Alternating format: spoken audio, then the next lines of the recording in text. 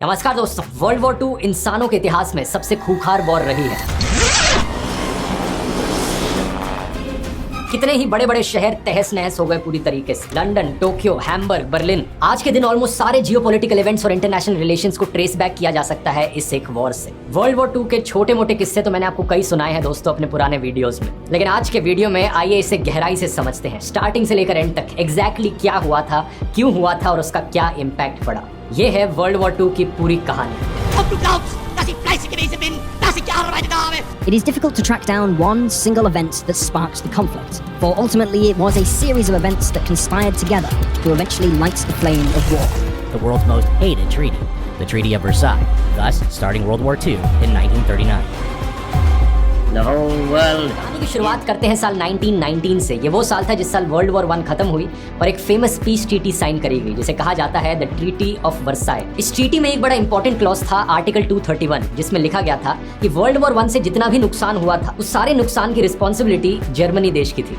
इस क्लॉज को war guilt clause भी कहा जाता है, क्योंकि ये बेसिकली कह रहे थे कि भाई ये वॉर जिन भी देशों के बीच में हुई हो, गलती सिर्फ और सिर्फ जर्मनी की। असल में फ्रांस और ब्रिटेन चाहते थे कि जर्मनी एक भारी कॉस्ट पे करे इस वॉर को हारने की, और वो अपने सारे नुकसान की भरपाई जर्मनी से ही करना चाहते थे। नतीजा ये कि ट्रीटी ऑफ वर्साई के अकॉर्डिंग जर्मनी को $33 बिलियन का फाइन भरने को कहा गया बाकी और देशों को। ये आज के पैसों में $270 बिलियन होता है। ये इतना सारा पैसा होता है कि यकीन नहीं करोगे, साल 2010 में जाके जर्मनी ने आखिरी पेमेंट करी थी इस पैसे की। ऑलमोस्ट 100 साल का समय लग गया। और आप सोचोगे कि ये पैसे आते कहाँ से?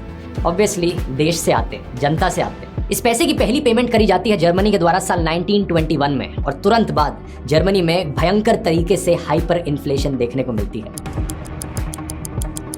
जर्मनी की करेंसी उस वक्त थी जर्मन मार्क। इतनी तेजी से ये डीवैल्यू होती है कि आप यकीन नहीं करोगे। साल 1922 में बर्लिन में एक ब्रेड के पैकेट की कॉस्ट थी 160 मार्क्स। अगले साल 1923 में इसी ब्रेड के पैकेट की कॉस्ट होती है 200 बिलियन मार्क्स। जाहिर सी बात है कि इकोनॉमी का सत्यानाश हुआ और अनएम्प्लॉयमेंट बड़ी तेजी से बढ़ने लगी। ऐसे हालातों में हमारी कहानी में एंट्री होती है एडोल्फ हिटलर की, एक यंग पॉलिटिकल लीडर जो अपने भाषणों के द्वारा जनता को बेवकूफ बनाना बहुत अच्छे से जानता था। साल 1923 में हिटलर की नाजी पार्टी जर्मन सरकार को ओवरथ्रो करने की कोशिश करती है कू करके। हालांकि ये अटेम्प्ट फेल रहता है, लेकिन हिटलर की पॉपुलैरिटी लोगों के बीच में और बढ़ जाती है इसकी वजह से। लोगों के बीच में अफवाहें फैलाई जाती हैं कि जर्मनी को जो एम्बैरेसमेंट सहनी पड़ रही है, जर्मनी की जो इंटरनेशनल बेइज्जती हुई है, ये देश में रह रहे एंटी नेशनल एलिमेंट्स की वजह से हुई है। लोग बहुत परेशान थे, लोगों को बहकाना आसान था। हिटलर कहता है कि जो देश में ज्यूज और सोशलिस्ट लोग रहने लग रहे हैं, गलती इनकी है, इनकी वजह से जर्मनी का नाम बदनाम हुआ है। अगले 10 सालों में भरपूर तरीके से प्रोपेगेंडा का इस्तेमाल किया जाता है, मीडिया को खरीदा जाता है, भड़काऊ भाषण देखने को मिलते हैं। इसकी ज्यादा डिटेल में मैं नहीं जाऊंगा, क्योंकि इसकी बात मैंने करी थी राइज ऑफ हिटलर वाले वीडियो में। अगर आपने नहीं देखा है तो लिंक नीचे डिस्क्रिप्शन में डाल दूंगा। साल 1929 में ग्रेट डिप्रेशन भी देखने को मिलती है, जिसकी वजह से अनएम्प्लॉयमेंट की हालत बद से बदतर हो जाती है। 1933 में 6 मिलियन लोग अनएम्प्लॉयड होते हैं जर्मनी में। ढेरों लोग बेघर हो गए, बच्चे भूख के कारण मर रहे हैं। नतीजा ये, साल 1933 में हिटलर अपने आप को जर्मनी का डिक्टेटर घोषित कर देता है। अपने हाथों फुल कंट्रोल लेने के बाद हिटलर अपने जर्मन एम्पायर के सपने को पूरा करने निकल पड़ता है। एक जर्मन राइश, एक ऐसा राज्य जो रेशियली प्योर होगा, सिर्फ आर्यन रेस के लोग यहाँ पर रहेंगे। ज्यूज और स्लाविक लोगों के लिए यहाँ पर कोई जगह नहीं। लोगों के अंदर नफरत घोलने के लिए एक ज्यूडियो बोल्शेविज्म की कंस्पिरेसी थ्योरी बनाई जाती है। इस कंस्पिरेसी थ्योरी के अकॉर्डिंग जो रशियन रेवोल्यूशन हुई थी साल 1917 में, वो एक्चुअली में ज्यूज ने करवाई थी, जिसकी वजह से सोवियत यूनियन की फॉर्मेशन हुई। साल 1935 में बाकी दुनिया को पता चलता है कि जर्मनी के पास अपनी एक एयरफोर्स है। आप पूछोगे ये कौन सी बड़ी बात है, हर देश के पास अपनी एक एयरफोर्स होती है। लेकिन ट्रीटी ऑफ वर्साई में दोस्तों ये कंडीशन लिखी गई थी कि जर्मनी के पास अपनी कोई मिलिट्री नहीं हो सकती। ये एक बड़े ही ओपन तरीके से हिटलर ट्रीटी ऑफ वर्साई को वायलेट कर रहा था। लेकिन इस पॉइंट ऑफ टाइम पर ब्रिटेन में कई लोगों को लगता था कि जो ट्रीटी ऑफ वर्साई में लिखा गया था वो जर्मनी के लिए बहुत अनफेयर था। हम इतना ज्यादा पैसा उनसे चार्ज कर रहे हैं, देखो उनके देश की हालत क्या हो गई इसकी वजह से। और फिर ये भी लिखा गया है कि देश की अपनी मिलिट्री भी नहीं हो सकती, इतना नहीं करना चाहिए हमें। जून 1935 में Britain Anglo German naval agreement sign करता है। इसके तहत फॉर्मली रिकॉग्नाइज कर लिया जाता है कि हिटलर के पास अधिकार है कि वो अपनी नेवी बना सके, जर्मनी की अपनी खुद की एक नेवी हो सके। लेकिन जर्मनी की बढ़ती मिलिटराइजेशन देखकर फ्रांस चौकन्ना हो जाता है। फ्रांस अपने ईस्टर्न बॉर्डर पर एक 450 किलोमीटर लंबी फोर्टिफिकेशन खड़ी करता है।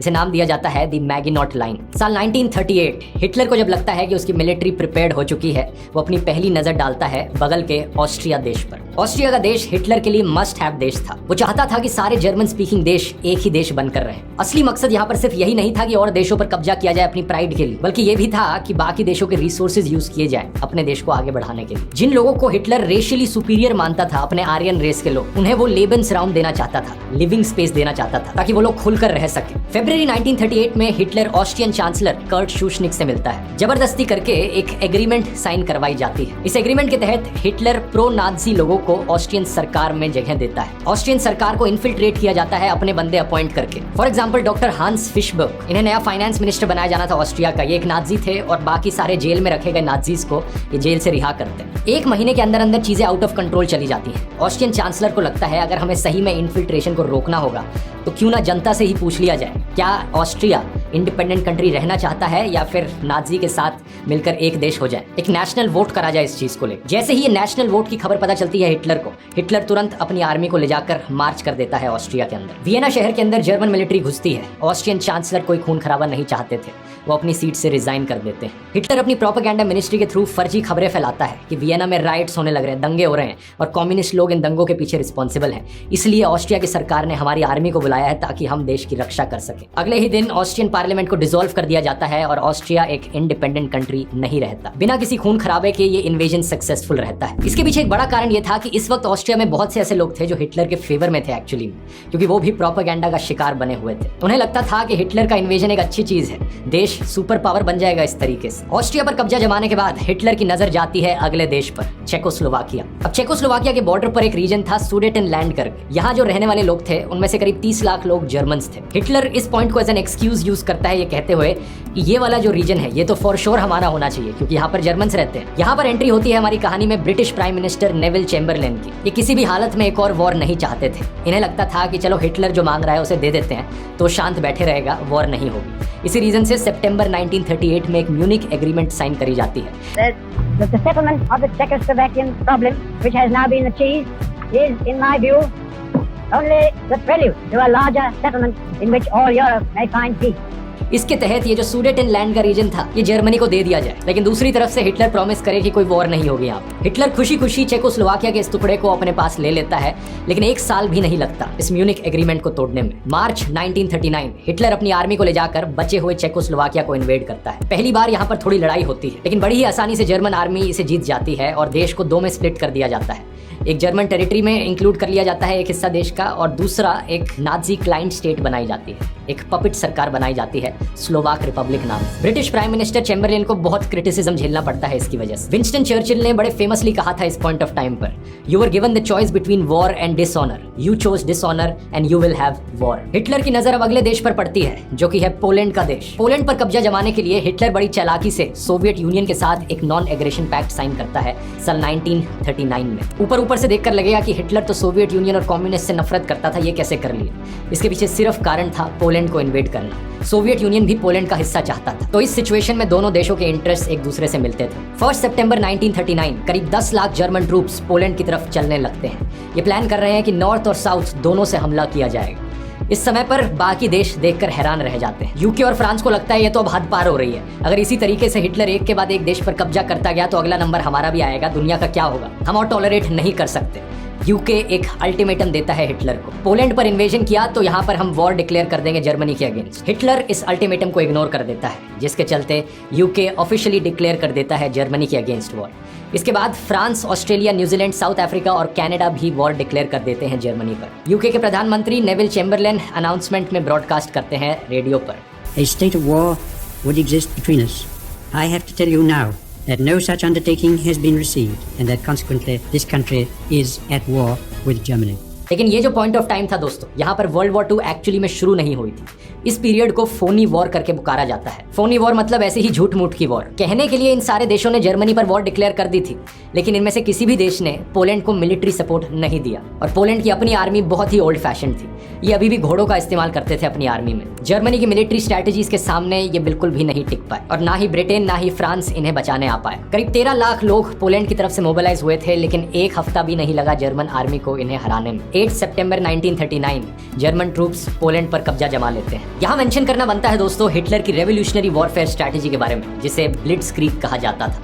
इसकी मदद से हिटलर ने काफी देशों को सक्सेसफुली इन्वेड किया। ये एक ऐसी मिलिट्री स्ट्रैटेजी थी जिसमें स्पीड और स्टेल्थ पर फोकस किया जाता था। इतनी तेजी से हम दूसरों के देश में इन्वेड करेंगे टैंकों का इस्तेमाल करके कि दूसरों को मौका ही नहीं मिल पाएगा सोचने का। फिर ऊपर से हमारी एयरफोर्स आएगी जिसे लुफ्टवाफे कहा जाता था, और इन्वेजन जो है वो एक लाइटनिंग स्पीड से होगा। ब्लिट्ज शब्द का मतलब जर्मन में लाइटनिंग होता है। हिटलर का फोकस था छोटी से छोटी वॉर्स लड़ी जाए, ऐसी वॉर लड़े वो जो जल्दी से जल्दी खत्म हो जाए, एक हफ्ता भी ना लगे। इस ब्लिट्जक्रीग को मेंटेन करने के लिए जर्मन सोल्जर्स को ड्रग्स भी दिए जाते थे। सही सुना आपने, पेरविटीन नाम का एक ड्रग बड़ा कॉमन था जिसे आज के दिन हम क्रिस्टल मेथ नाम से जानते हैं। Confidential military communiques reveal the Allies suspected the Nazis were using something to supercharge their troops, but they had no idea what it was. इस ड्रग को जब लिया जाएगा तो आपकी जो थकान होती है वो दूर हो जाती है, रात को आपको सोने की जरूरत नहीं, आपकी भूख प्यास कम हो जाती है, दर्द कम लगने लगता है और एक अजीब सा कॉन्फिडेंस आ जाता है आपके अंदर। ऐसे ड्रग्स सोल्जर को देना बहुत ही एडवांटेजेस प्रूव हुआ। हालांकि उनकी लॉन्ग टर्म हेल्थ के लिए बहुत ही हानिकारक होगा, लेकिन शॉर्ट टर्म में इस लड़ाई को जीतने के लिए बहुत यूजफुल। दूसरी तरफ के सोल्जर्स रात को सोने में अपना टाइम वेस्ट करेंगे, लेकिन जर्मन सोल्जर्स दिन रात करके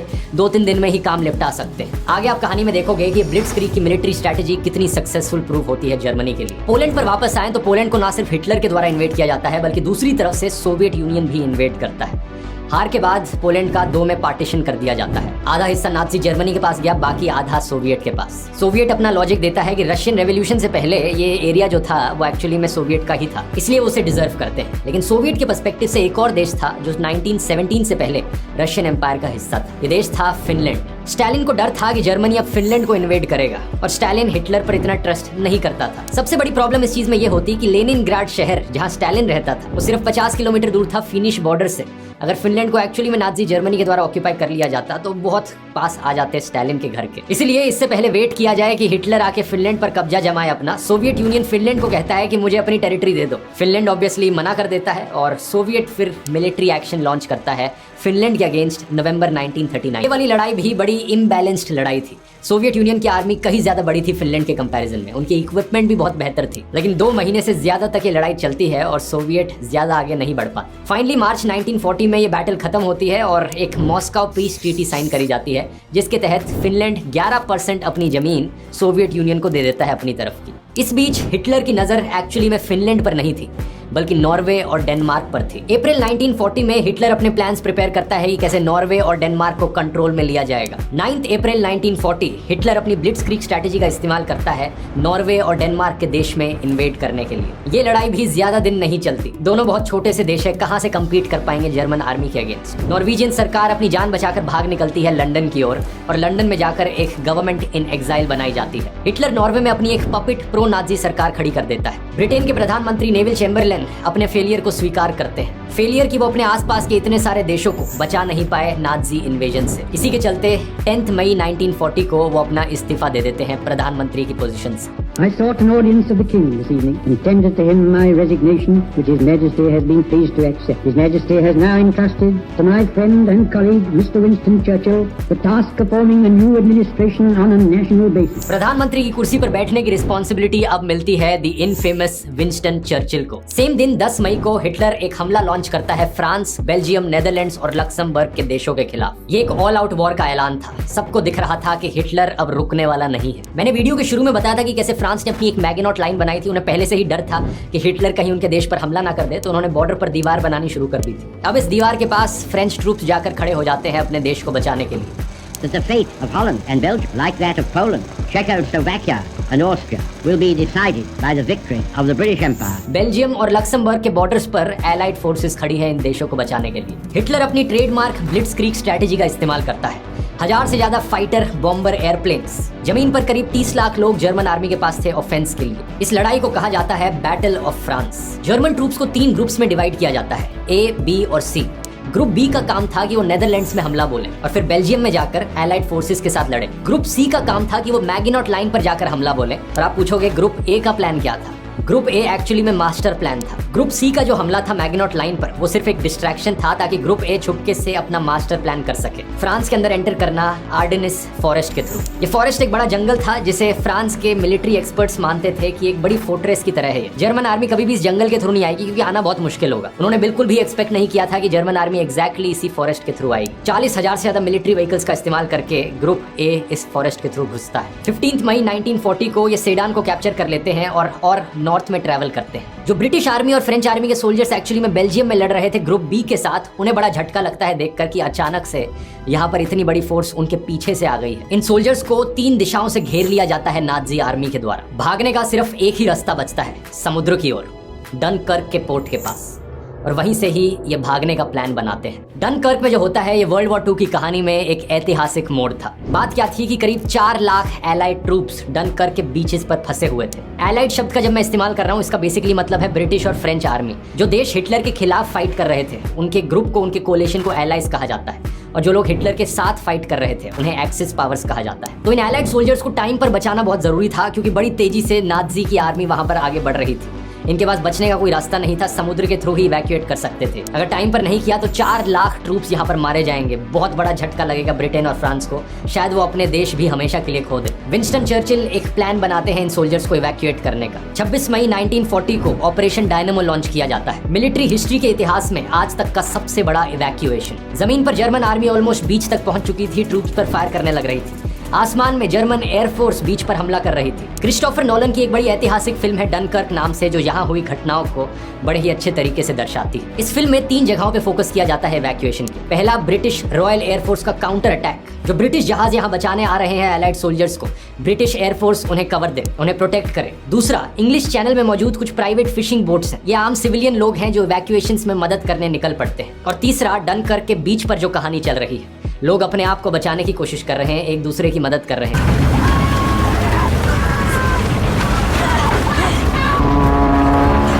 4 जून 1940 करीब 3.5 लाख सोल्जर्स को सक्सेसफुली इवैक्यूएट कर दिया जाता है, जैसे कि आपने फिल्म में भी देखा होगा। लेकिन बुरी खबर यह होती है कि ज्यादातर मिलिट्री इक्विपमेंट एलाइड फोर्सेस का खत्म हो जाता है इस इवैक्यूएशन में। कुछ दिन बाद 22 जून 1940 फ्रांस हिटलर के सामने सरेंडर कर देता है। इस पॉइंट ऑफ टाइम पर जो इटली देश था, वहां भी एक डिक्टेटर का राज था मुसोलिनी नाम से। वो हिटलर के साथ अलायंस बनाता है फ्रांस के खिलाफ जंग छेड़ने के लिए। जो इटली और जर्मनी की अलायंस बनती है उसे पैक्ट ऑफ स्टील कहा जाता है। ये दोनों देश फ्रांस और ब्रिटेन के खिलाफ वॉर डिक्लेयर करते हैं 10 जून को। तो जुलाई 1940 तक सिचुएशन कुछ ऐसी है कि हिटलर ने अपने आसपास के ऑलमोस्ट सारे देशों पर कब्जा जमा लिया है। Austria, Poland, Denmark, Norway, Belgium, Luxembourg, Netherlands, France. इस पॉइंट ऑफ टाइम पर अब यूरोप में सिर्फ 3 बड़े देश बचे हैं, हिटलर का जर्मनी, ब्रिटेन और सोवियत यूनियन। जर्मनी और सोवियत यूनियन के बीच में एक पीस एग्रीमेंट है, तो हिटलर को सोवियत यूनियन से डरने की कोई जरूरत नहीं। सोवियट्स कभी हमला नहीं करेंगे जर्मनी पर। ब्रिटेन इकलौता देश है अब जो जर्मनी के खिलाफ खड़ा है। आप पूछोगे अमेरिका का क्या? अमेरिका दोस्तों वर्ल्ड वॉर 2 में इन्वॉल्व नहीं हुआ है। अमेरिका ने अपने हाथ पीछे रख रखे हैं, क्योंकि वर्ल्ड वॉर 1 में जो हुआ था उसके बाद अमेरिका ने कहा कि मुझे कोई इंटरेस्ट नहीं है, यूरोप में जो भी होता रहे, मैं अपने हाथ दूर रखूंगा यहाँ से। तो ये बात बड़ी साफ है कि अगर इस समय पर लड़ना बंद कर दिया जाए तो हिटलर इस वॉर को जीत चुका है। इतना बड़ा अपर हैंड है हिटलर के पास। तो फिर कैसे होता है ये कि सिचुएशन पलटती है और ब्रिटेन जर्मनी को हरा पाता है? We shall fight on the landing grounds. We shall fight in the fields and in the streets. We shall fight in the hills. We shall never surrender. इस कहानी की बात करते हैं दोस्तों अगले वीडियो में, वर्ल्ड वॉर 2 के पार्ट 2 वाले वीडियो में। मैं जानता हूँ आप लोग क्या सोच रहे होंगे, आपको लगेगा कि यार ये क्या बोल दिया, अब तो अगला वीडियो पता नहीं कितने महीनों बाद आएगा। चिंता मत कीजिए, ज्यादा दिन आपको सस्पेंस में नहीं छोड़ूंगा, क्योंकि इस बारी दोनों वीडियोस को साथ में बनाया गया था और साथ में एडिट किया गया था। तब तक के लिए आप ये वाला वीडियो देख सकते हैं जिसमें मैंने एक्सप्लेन किया है कि हिटलर ने कैसे प्रोपेगेंडा का इस्तेमाल किया जर्मनी की जनता को ब्रेन वॉश करने में। बेसिकली हिटलर ने कैसे सत्ता अपने हाथों में ली। इस कहानी में एक बड़ा इंटरेस्टिंग एंगल है एल्बर्ट आइंस्टाइन का भी। तो यहाँ क्लिक करके देख सकते हैं। मिलते हैं अगले वीडियो में। बहुत बहुत धन्यवाद।